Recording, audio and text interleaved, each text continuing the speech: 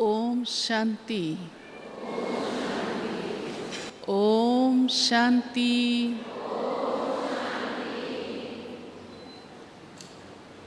आज हम सब विशेष रूप से एकाग्रता और उससे तपस्या हमें करनी है, इस पर विचार करेंगे। हम सब जब प्यारे बाबा की याद में बैठते हैं तो हमारे सामने हमारी बुद्धि में एक बाबा होता है। हमारा मन एक बाबा पर टिक जाता है। बस बाबा ही बाबा, और कोई की भी याद उस समय हमें न आए। जैसे आप सब माताओं का दिल कितना जिगरी प्यार से अंतर आत्मा ये कहती है, मेरा बाबा, प्यारा बाबा, मीठा बाबा, तो सचमुच उतना ही मेरा मन उस पर टिक जाए। जहाँ जिगर में इतना प्यार हो, इतनी भावना श्रद्धा हो, इतना बाबा के प्रति अटूट निश्चय हो, वहाँ मन सहज टिकता है। वहाँ नहीं टिकेगा तो और कहाँ टिकेगा? हाँ, वहाँ ही टिकेगा ना, वहाँ ही टिकेगा ना। हाँ, और जल्दी टिकेगा या टाइम लगेगा? जल्दी टिकेगा। ऐसे तो नहीं थोड़ी देर इधर गया, थोड़ी देर उधर गया, फिर देखा मेरे बराबर में कौन बैठा है, मेरे पीछे कौन बैठा है, मेरे साइड कौन बैठा है, हॉल में कहाँ क्या लटक रहा है। नहीं, बाबा कहाँ? हाँ, मुख बोल रहा है तो मुख से बोलने से पहले तो अंतर आत्मा संकल्प करती है। तो मेरा संकल्प तुरंत बाबा के पास पहुंच गया और फिर अन्य सभी संकल्प उसके बाद निरंतर मेरा मन बाबा पर टिक जाए, इधर उधर नहीं जाए। एकाग्रता का अर्थ ही है एक के आगे, दो के आगे नहीं, चार के आगे नहीं, एक के आगे। और वो आगे माना सामने कौन है आपके? बोलो, बाबा। बस बाबा। उस पर, उस एक पर, उस परम सत्ता पर मुझ आत्मा एकदम ऐसी स्थिर हो जाए जो कहीं कोई और तरफ कुछ भी विचार न चले। ऐसा हमारा पुरुषार्थ कहें। पुरुषार्थ भी बड़ा शब्द है, लेकिन ऐसा हमारा नेचुरल प्रैक्टिस हो, हमें करनी भी नहीं पड़े।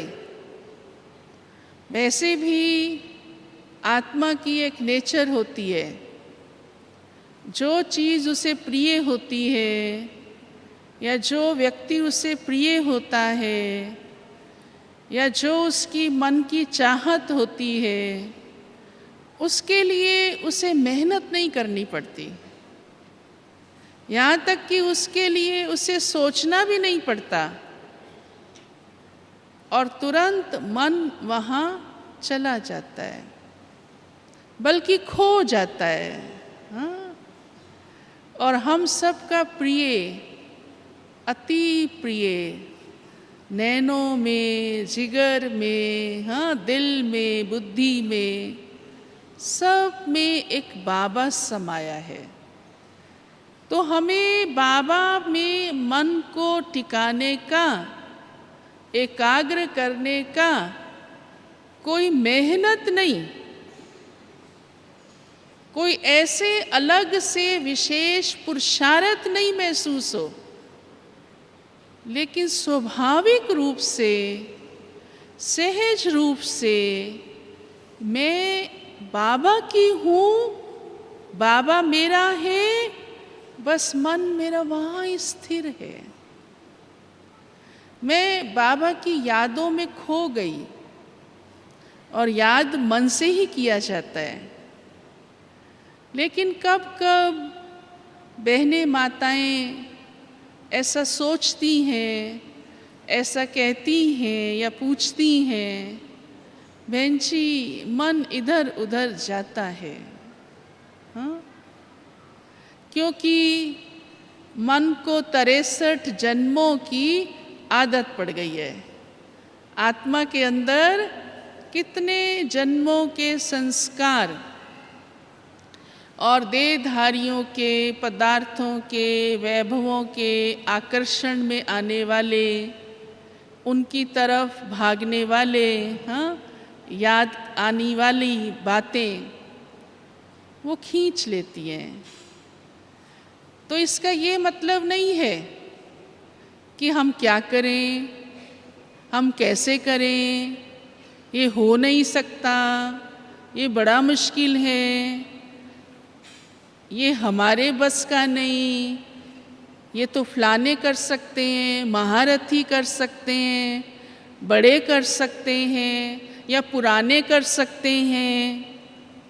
पहले तो अपने मन से, बुद्धि से ये बातें निकाल दो।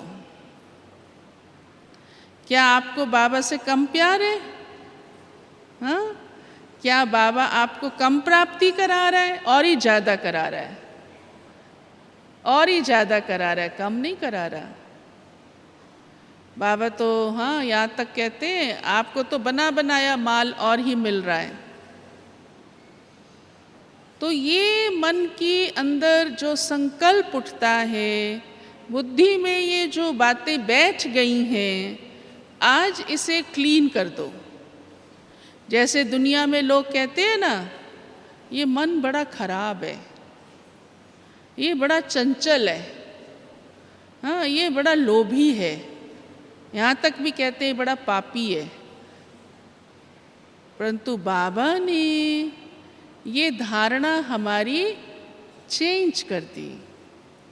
बाबा ने हमें सत्यता समझा दी, स्पष्ट कर दी, ज्ञान दे दिया, समझ मिली कि बच्चे ये मन ऐसा नहीं है, मन बहुत अच्छा है। क्योंकि मन का काम तो सिर्फ सोचना है, और सोचने वाली कौन है? मैं स्वयं आत्मा। मन कोई अलग चीज नहीं है जो आपका कहना नहीं मानता, जो चंचल है, नहीं।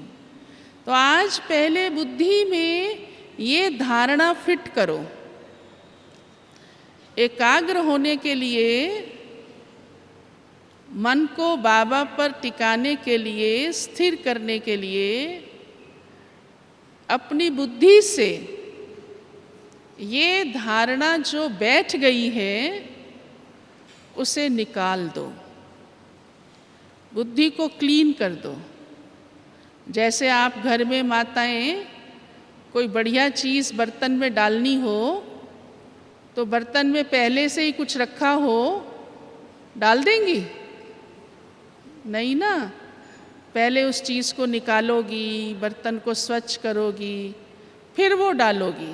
हाँ, मान लीजिए देसी घी आया है प्लास्टिक के डब्बे में, हाँ, और आपको अच्छे बढ़िया बर्तन में रखना है संभाल कर, और पहले ही उस डब्बे में कुछ और पुड़िया पड़ी है, तो उस पुड़िया के ऊपर डाल दोगी, उसे क्लीन करोगी, है ना? क्योंकि वो देसी घी आज ही तो ख़त्म नहीं करना, कोई आज करना हो तो भी नहीं डालोगी।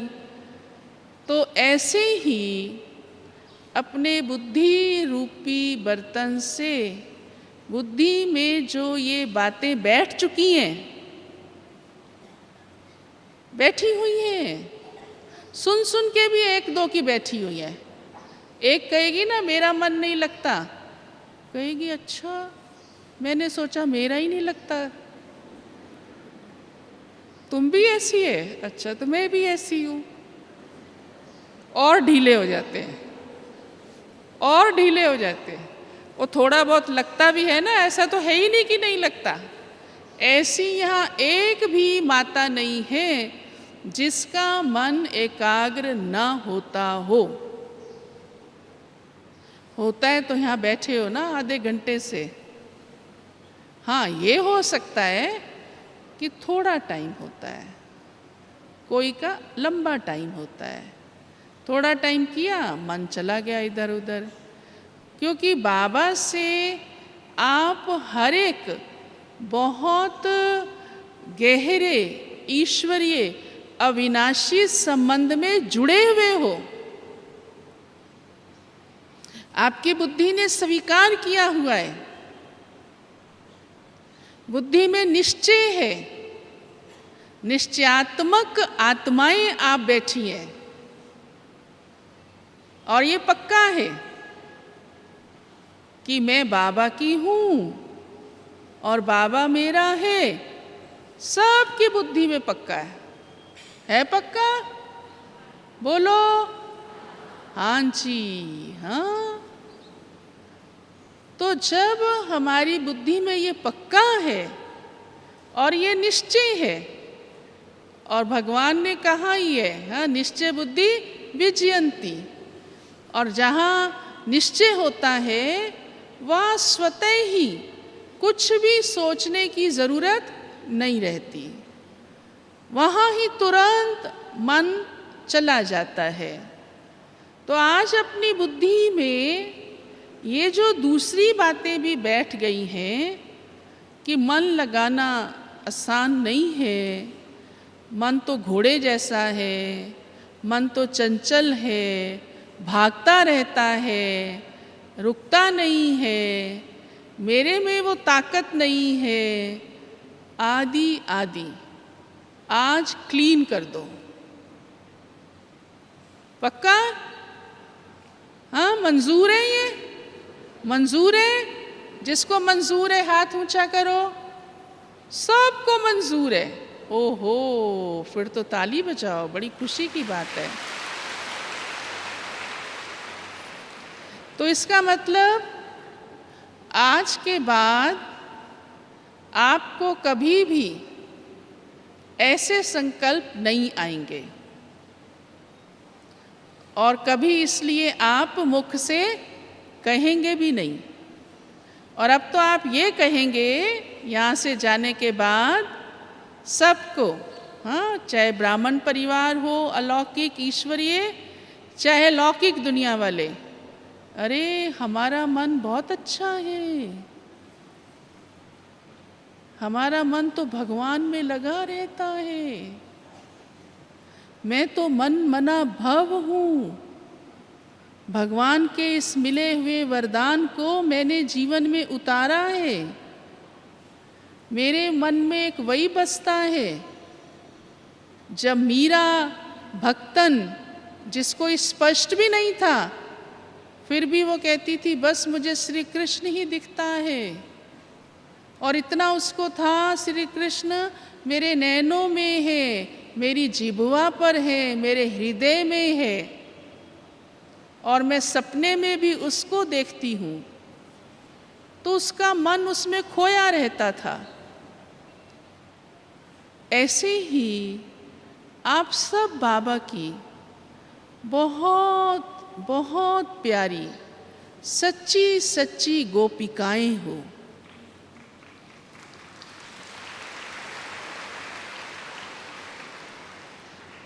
जो गुप्त ही अंदर बस एक की लगन में खोई हुई है, और कोई उन्हें याद ना आए। उस एक की लगन में मग्न है, और ये मग्न अवस्था ही एकाग्रता है कि बस मैं उस प्रभु प्यार में, मैं भगवान की दीवानी, उस ईश्वर प्यारे बाबा ने मेरे मन को जीत लिया है। मैं उसमें इतनी समा गई हूँ कि मुझे वो एक ही एक दिखता है,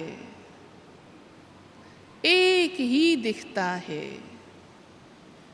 और इसी आपके प्रभु प्यार ने, आपके इसी ही लगन ने, आपकी ऐसी ही स्थिरता ने भक्ति मार्ग के अंदर यादगार स्थापित कर दिया कि जहाँ देखूं तू ही तू है। हाँ, है वो परम धाम में। कहाँ बैठा है शिव बाबा? परम धाम में। वहाँ बैठे काम सारी दुनिया का करता है। हाँ, भक्तों का भी करता है, आपका भी करता है। करता है या नहीं करता? करता है। तुरंत सामने हाजिर हो जाता है, मदद करता है, तुरंत उसका साथ अनुभव होता है। बाबा के हम संग संग है। हमारा गीत भी है ना, कितना अच्छा। हाँ, बाबा संग संग चलते हैं। तो ये आपकी ही इस समय की ही इस स्थिति की यादगार बनी हुई है, जो सबने भक्तों ने कण कण में कह दिया, क्योंकि आपने कण कण में ये महसूस किया कि मुझे और किसी की याद नहीं आ रही। वस्तु सामने है, आंखें देख रही हैं, लेकिन मेरा मन शिव बाबा को देख रहा है। संबंध सामने है, आंखें देख रही हैं, मुख वार्तालाप कर रहा है, लेकिन मैं जिगर से, अंदर से उस प्रभु प्यार में खोई हुई हूँ। प्यार मुझे उसका महसूस हो रहा है, देहधारी का नहीं। ये है मन की लौ, उसमें लग जाना। यही हमारी तपस्या है।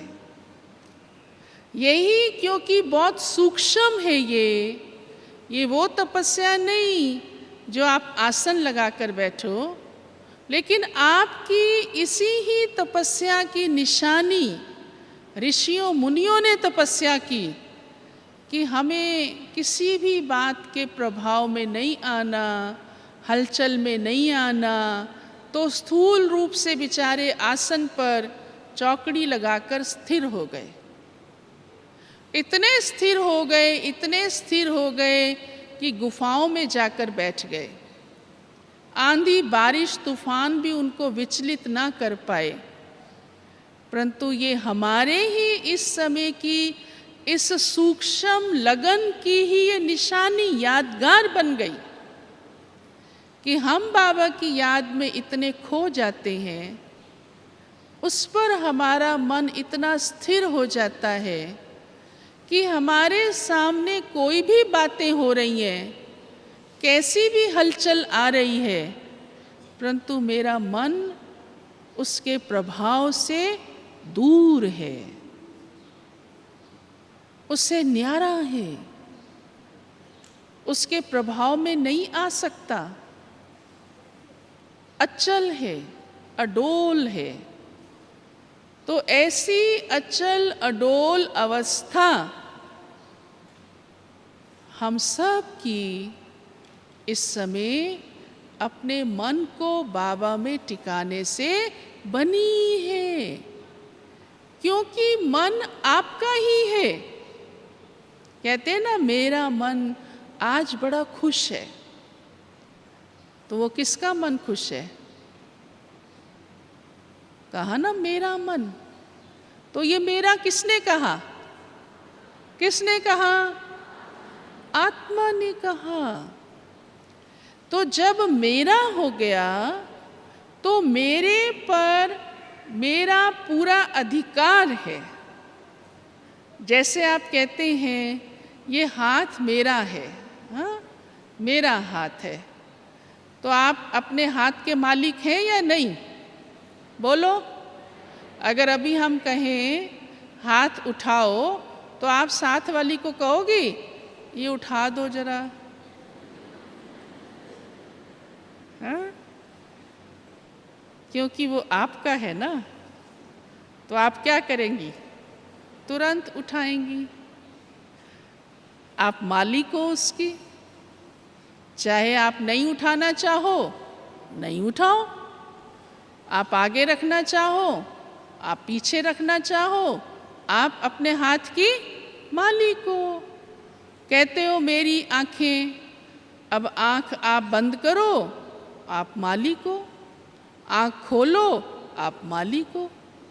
हम कई बार कहते भी हैं, माताएं आंख खोल के बैठो, फिर बंद कर लेती है। हम कहते हैं मालिक है, आंखें तो इसकी है, मेरी तो थोड़ी है, हाँ?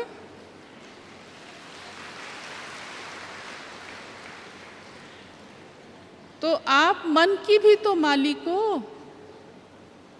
जब और सब इंद्रियों को आपने अपने अधिकार में रखा, मालिक होकर चलाया, मैं चाहूँ तो खोलूँ, चाहूँ तो बंद करूँ, चाहूँ तो बोलूँ, चाहूँ तो चुप रहूँ, चाहूँ तो हाथ ऊपर करूँ, चाहूँ तो नीचे करूँ, तो आप मन की भी तो मालिक हो। उसको भी तो आपने कहा मेरा मन, ये तो नहीं कहा तेरा मन, उसका मन, इसका मन, मेरा मन। आज मेरा मन बड़ा उदास है। आज तो खुश है आप सबका, यहाँ बैठे हो, हाँ? घर जाके नहीं कहना आज मेरा मन उदास है, हाँ? तो आप मन की मालिक हो, क्योंकि मन आपकी शक्ति है, मन आत्मा की शक्ति है। आत्मा का ही अंग कहें, अंग नहीं कहेंगे, अंग माना हिस्सा हो जाता है, लेकिन आत्मा की ही अपनी स्थिति कहेंगे। आत्मा जब सोचती है तो उसको सोचना, थिंकिंग, विचार करना मन कहा जाता है। तो अब आप जैसा चाहो वैसा सोचो, जैसा चाहो वैसे विचार करो, जहाँ चाहो वहाँ ले जाओ उसको, क्योंकि आप मन की मालिक हो। ब्रह्मा बाबा अपने लौकिक जीवन में भी, बाबा की प्रवेशता के बाद तो बाबा का पुरुषार्थ कितना श्रेष्ठ उच्च कोटि का हो गया। अंदर ही अंदर बाबा अभ्यास करते थे, मैं आत्मा हूँ और परमात्मा की संतान हूँ, हर एक आत्मा है। लेकिन उससे भी पहले भक्ति काल में बाबा अपने मन को अपना मंत्री समझकर, सहयोगी समझकर, मैं उसका मालिक हूँ, ऐसे चेक करते थे। बाबा की एक डायरी मिली बाद में, बाबा ने डायरी रखी हुई थी तब, और डायरी पर बाबा रोज़ लिखते थे और रात को अपनी खुद पर्सनल कचहरी बिठाते थे और मन से पूछते थे कि हे मन, आज तुमने क्या क्या सोचा, आज तुम कहाँ कहाँ गए, क्या ठीक रहा, क्या ठीक नहीं रहा, बोलो मन मंत्री। ऐसे बाबा डायरी पर लिखते थे। बुद्धि को भी, तुम माँ मंत्री हो, तुमने आज क्या क्या बुद्धि के अंदर आया, क्या क्या निर्णय लिया, क्या सही था, क्या सही नहीं था, बाबा वो रोज रात को अपनी दरबार लगाते थे और चेक करते थे। आप सोचो, बाबा के संस्कार कितने संयमी, नियमी, मर्यादा वाले, उच्च रहे होंगे, जो उस समय भी बाबा के अंदर ये था कि मन अपनी नहीं चलाए, बुद्धि कुछ भी ऐसे निर्णय नहीं ले। तो अब तो आप सबको स्पष्ट है कि मैं आत्मा ही अपने मन की मालिक हूँ। आज आपका कोई कहना नहीं मानता तो आपको अच्छा नहीं लगता, हाँ? आपका बच्चा कहना नहीं माने, आपका सर्वेंट कहना नहीं माने, आप उसको आंख दिखाती हो। फिर आपका ही मन, जो आत्मा की सूक्ष्म इंद्रिय है, और मैं आत्मा मालिक हूँ, पक्का है ना ये तो, कि मैं आत्मा ही मालिक हूँ। तो मेरा ही मन मुझ आत्मा का ही सूक्ष्म, हाँ, कार्यकर्ता, मन आपका कार्य करता है और मेरा कहना नहीं माने, अपनी मर्जी से कहीं भी चला जाए। मैं चाहती हूँ बाबा में टिके, बस उस एक के आगे ही रहे, इधर उधर नहीं भागे।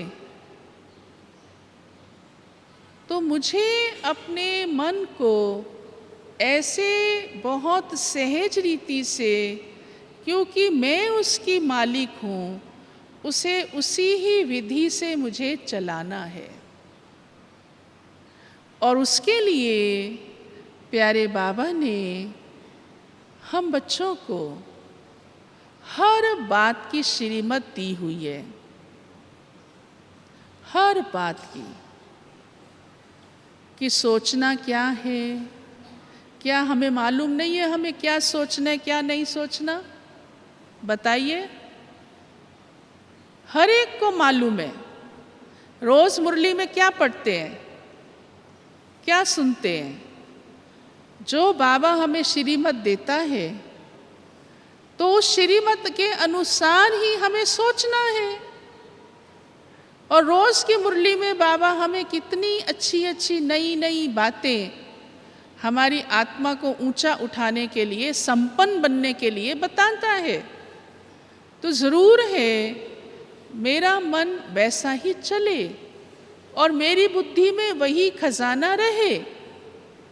तो जब हमारी बुद्धि में वो खजाना रहता है और हम मन को श्रीमत के पट्टे पर ले आते हैं, हाँ, जैसे गाड़ी चलाने वाले को भी पता है जिधर जिधर रोड है मुझे उसके अनुसार चलना है, और मेरे को जहाँ पहुँचना है उसके अनुसार जो रोड है वो मुझे पकड़नी है।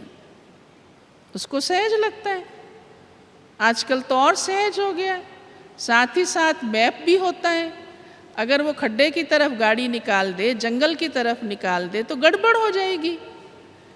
हमको भी भगवान ने वो राह दी है, समझ दी है, और साथ साथ रोज गाइडेंस हमको मिलती है, और उसी के अनुसार हमें अपने मन को चलाते चलना है, बस। और मैं आत्मा उसकी मालिक हूँ। लेकिन इसके लिए हमें ये ज़रूर ध्यान रखना होगा कि हमारे रोज़ की एक्टिविटीज़ में कहीं ऐसा तो नहीं कि हम बाह्यता में ज़्यादा चले जाते हों, स्थूलता में ज़्यादा चले जाते हों, या बैलेंस ना रख पाते हों। क्योंकि ये दुनिया सारी देह अभिमान की दुनिया है। जिसको भी आप देखेंगे उस दुनिया में, वो देह अभिमानी है, उसको आत्मा का ज्ञान नहीं है। और अगर हमारा ध्यान उस तरफ ज़्यादा रहता है तो उसका प्रभाव हमारे मन को हलचल में लाता है। इसलिए बाबा हमें ये भी कहते हैं, बच्चे आप एकांतवासी बनो। एकांतवासी का ये मतलब नहीं है कि हम परिवार से अलग होके कहीं रहना शुरू कर दें, या बच्चों से बातचीत करना छोड़ दें, या कोई अलग कमरा डिमांड कर दें कि वहाँ ही मैं ज़्यादा टाइम पास करूँ, बस जब खाना बनाना हो तो किचन में आ जाऊँ। कई माताएं फिर ऐसे भी करती हैं, कहती नहीं मेरे को किसी से क्या वास्ता, क्या लेना देना, मैं तो एक बाबा की हूँ, मेरा कमरा अलग कर दो, और मैं कोई काम होगा मुझे बता देना, मैं कर दूंगी।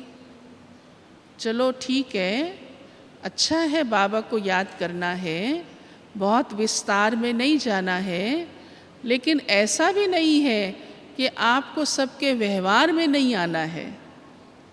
छोटे बड़े सबके व्यवहार में आना है, परंतु हमें बाबा ने ऐसा तैयार किया है, इतनी हमें सूक्ष्मता दी है कि बच्ची आप व्यवहार में आओ, सबको देखो, सुनो, बोलो, लेकिन उसका असर आप पर नहीं होना चाहिए। जिसको बाबा कहते देखते हुए भी नहीं देखो, सुनते हुए भी नहीं सुनो। तो मतलब क्या करो? मतलब ये कि हमें हमारा लक्ष्य स्पष्ट हो। देखो, जैसे आपके घर में कोई बहुत बड़ा काम आता है तो आपका उस समय सारा ध्यान उस तरफ चला जाता है कि एक बहुत बड़ा फंक्शन करना है, अब उसके लिए क्या क्या खरीदारी करनी है, किस किस को क्या ड्यूटी देनी है, तो आपका सारा ध्यान उस तरफ होता है। लेकिन क्या उस दिन आप खाना नहीं बनाती? सबको कह देती हो अभी हफ्ते बाद प्रोग्राम है, अभी 7 दिन घर में चूल्हा नहीं जलेगा। ऐसे होता है क्या?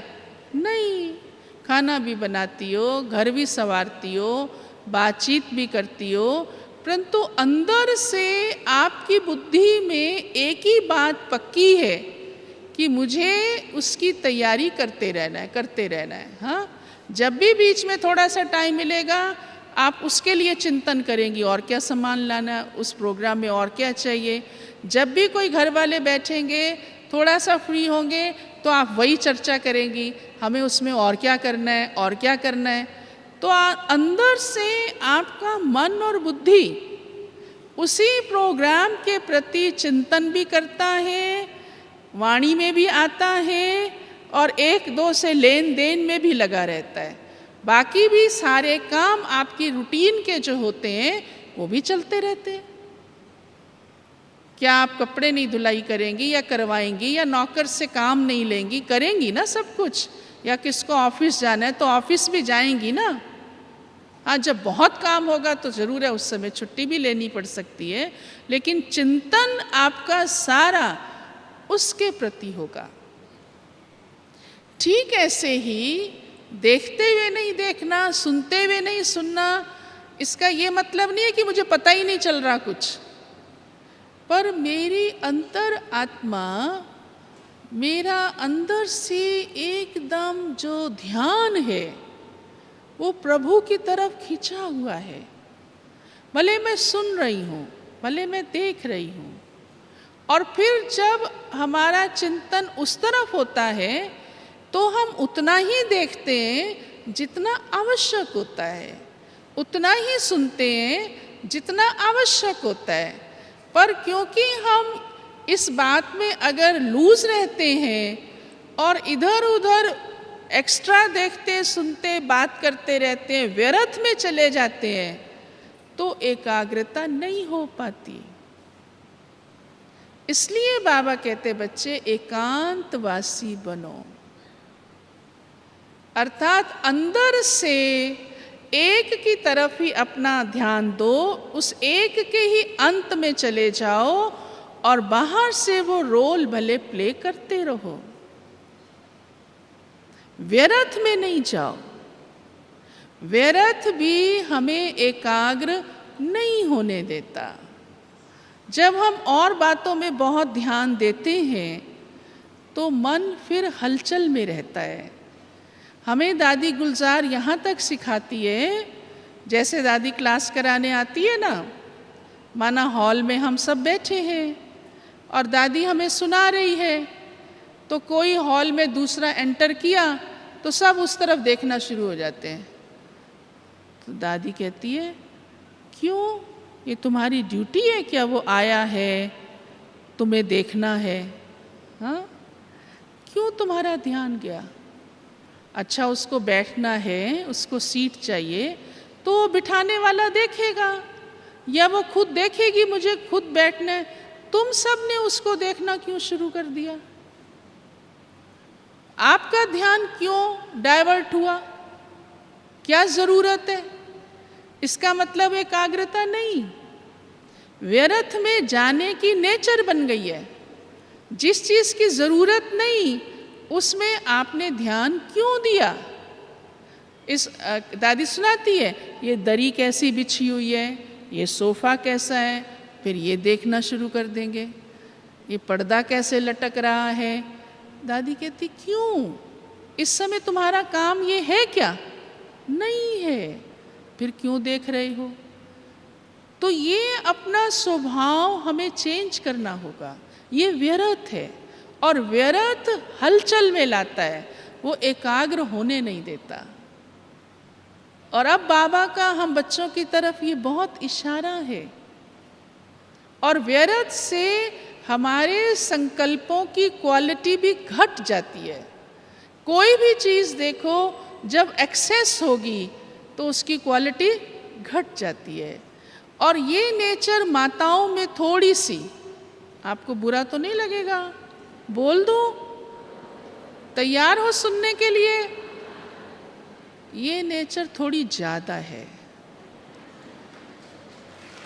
ताली बजा रहे हो?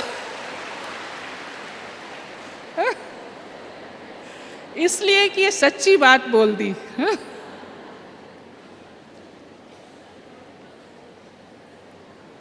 भाई, हमें तो ये खुशी हो रही है, हम आपको शुक्रिया कहते हैं, थैंक्स देते हैं कि आपने बड़ी जल्दी स्वीकार कर लिया।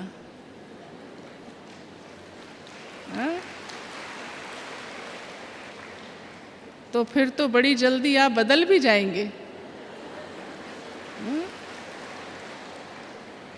क्योंकि जब कोई बात हम दिल से स्वीकार कर लेते हैं ना, तो आत्मा सहज रियलाइज करती है, और रियलाइजेशन होने से परिवर्तन होता है।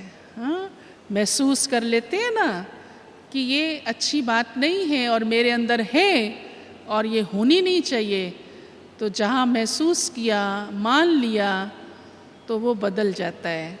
तो भाई, आप माताओं ने इतनी जल्दी मान लिया, वाह भाई वाह, क्या कहने। हाँ, अब इसलिए ज़रूरत नहीं है। आपको क्या चाहिए?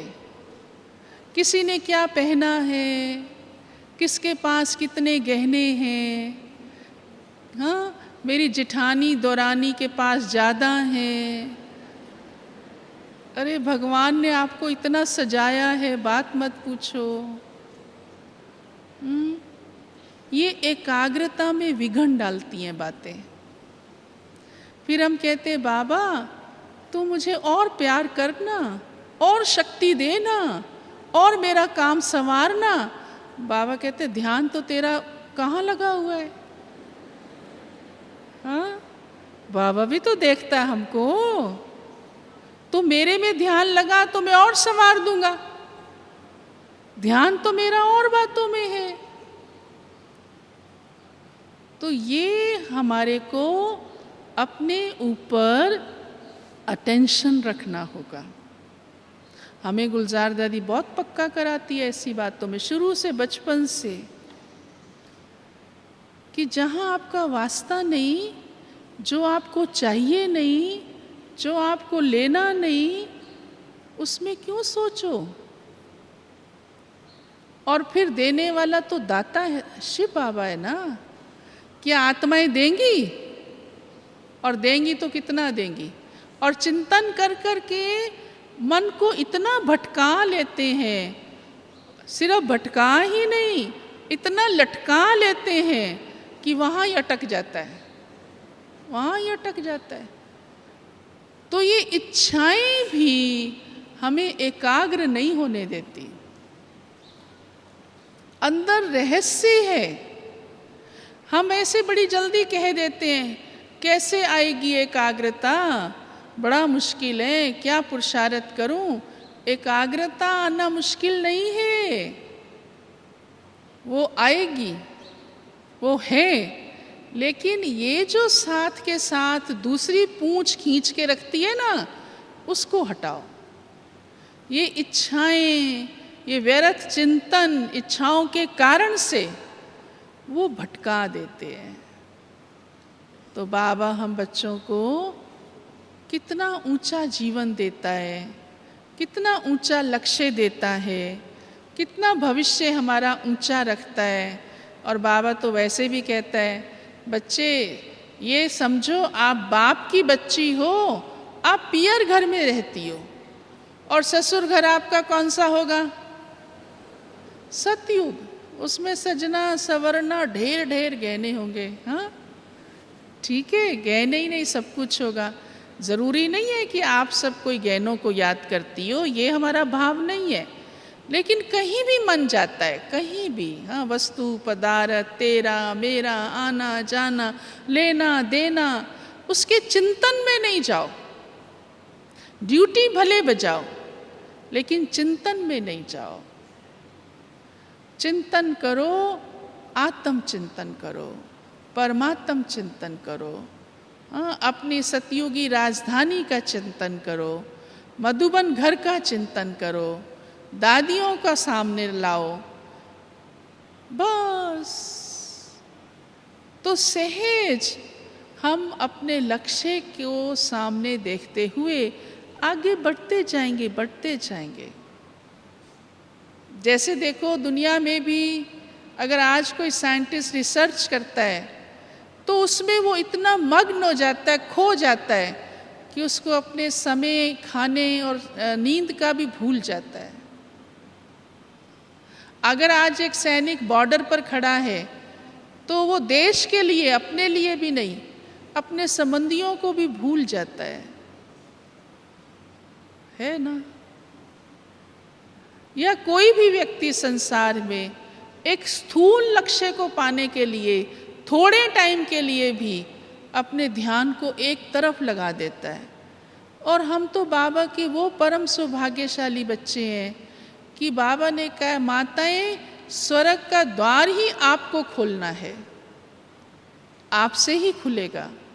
तो मेरा मन इधर उधर इस संसारिक बातों में, तेरे मेरे स्थूल पुरानी दुनिया की बातों में क्यों जाए? ये है हमारी तपस्या।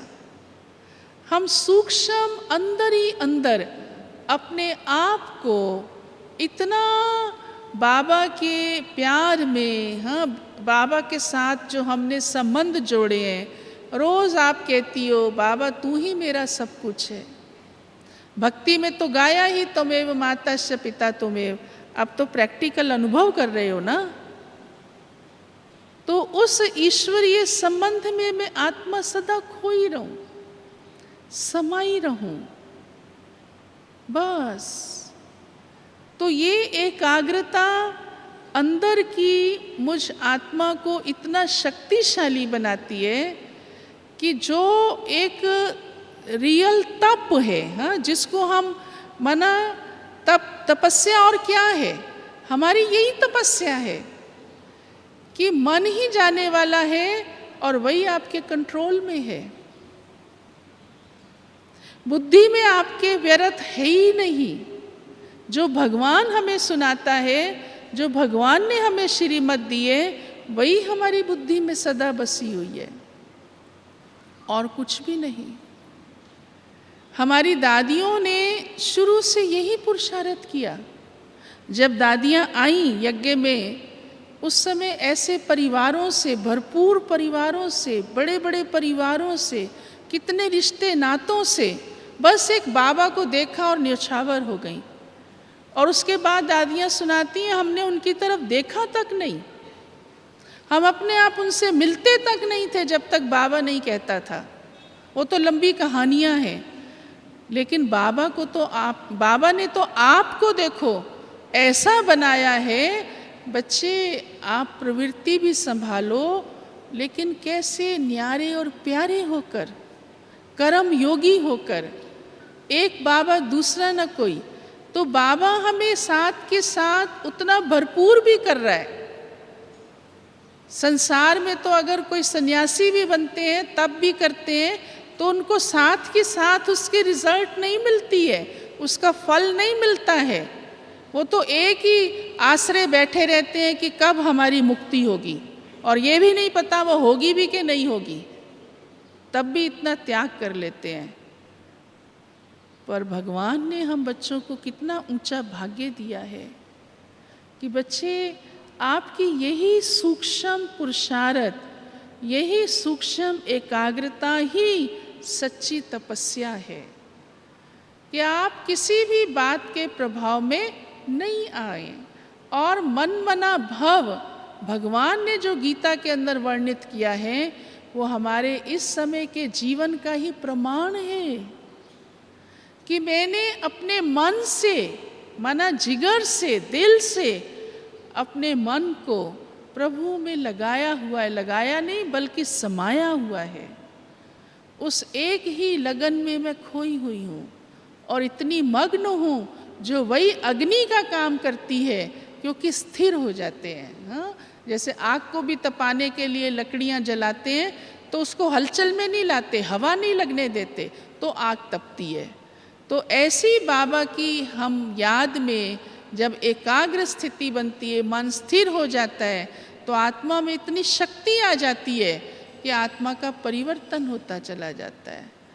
तभी बाबा कहते हैं इस समय आप आत्मा गोरी बन रही हो, काली से गोरी बन रही हो, गोल्डन बन रही हो, कंचन बन रही हो।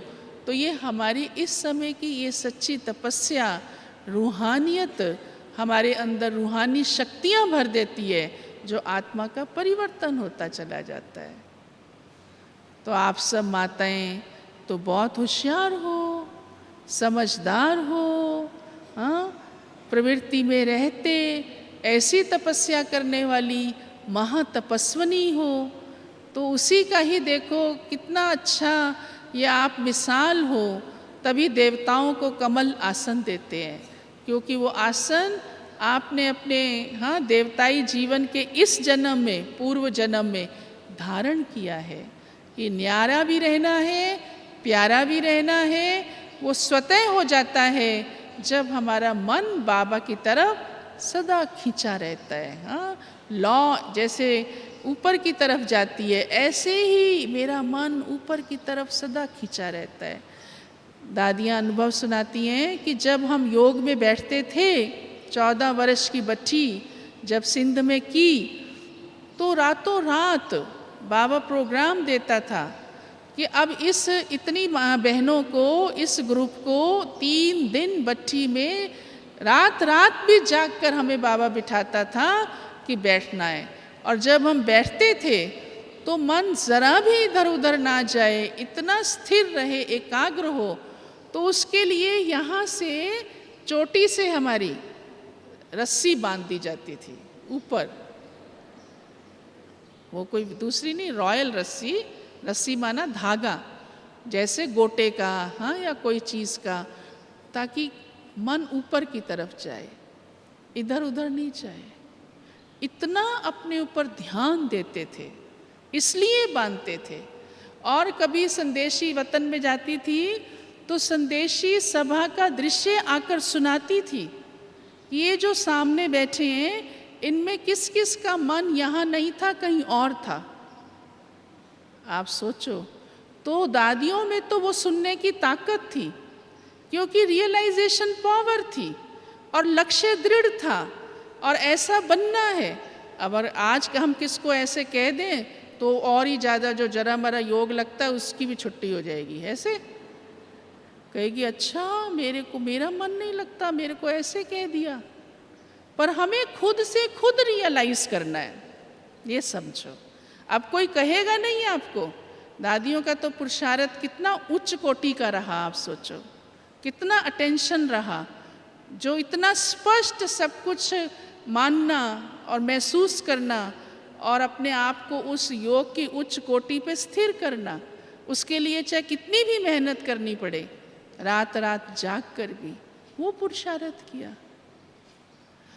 तो आप सब अंदर ही अंदर अपने ऊपर ये अटेंशन तो रख सकते हैं ना, रख सकते हैं ना, भले वो धागा बांधो या नहीं बांधो, हाँ उसकी ज़रूरत नहीं है भले।